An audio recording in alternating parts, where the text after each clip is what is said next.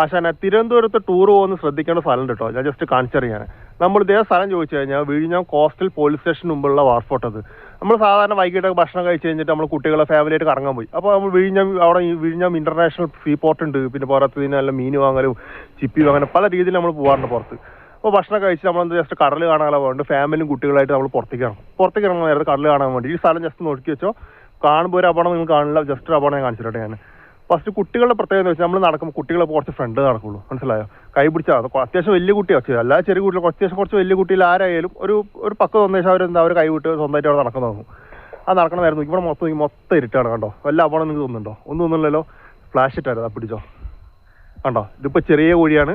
തൊട്ടപ്പുറത്തിൻ്റെ ആശാന വലിയൊരു കുഴി. ഇതാ കണ്ടോ?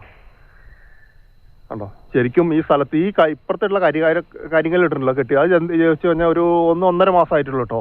ഇപ്പം കെട്ടിയിട്ടേ ഉള്ളൂ. അപ്പോൾ അവർ കെട്ടണം നേരം ഇതും കൂടെ ഒന്ന് ഫിനിഷ് ചെയ്ത് കഴിഞ്ഞാൽ നമ്മൾ ഒന്ന് സെറ്റായി ഉണ്ടാവുമല്ലോ. കാരണം അപകടം എവിടെ ഉള്ള ഒന്നും പറയാൻ പറ്റില്ല. ആശാന പല രീതിയിലും ഉണ്ടാവും. അപ്പോൾ ഈ വീഡിയോ പരമാവധി എല്ലാവർക്കും ഷെയർ ചെയ്ത് കൊടുത്താൽ തിരുവനന്തപുരത്തുള്ളവരാണെങ്കിൽ ഒന്നുകൂടെ ബെറ്റർ കേട്ടോ. ജസ്റ്റ് കണ്ടു വയ്ക്കുക. ഓക്കെ. കാരണം ബാക്കിൽ നിന്ന് ലേറ്റ് ആയതുകൊണ്ട് ഇവിടെ ഇരുട്ടായിട്ട് അറിയാണ്. നേരെ വലിയ കുഴിയാണ്. ഇപ്പുറത്തെ ലൈറ്റ് ഉണ്ടെങ്കിൽ കുഴപ്പമില്ല, പിന്നെ കാണുന്നു പറയാം. ബാക്കിൽ നിന്ന് അതിൻ്റെ ഷെയർ ആയത് നേരിൽ ഫ്രണ്ടിലേക്ക് അടിക്കണം. അതുകൊണ്ട് ആർക്കും അറിയില്ല. വലിയൊരു അപകടം. ശരിക്കും അവിടെ സീൻ ടൈപ്പോ എല്ലാം കെട്ടിയോ ജസ്റ്റ് ഒന്ന് എന്ത് പറയണേ, നമ്മൾ ഒന്നും പറയണില്ല. ഞാൻ അധികാരികൾ ആരെങ്കിലും ഈ വീട് കാണുകയാണെങ്കിൽ ജസ്റ്റ് ഒന്ന് ശ്രദ്ധിക്കുക കേട്ടോ.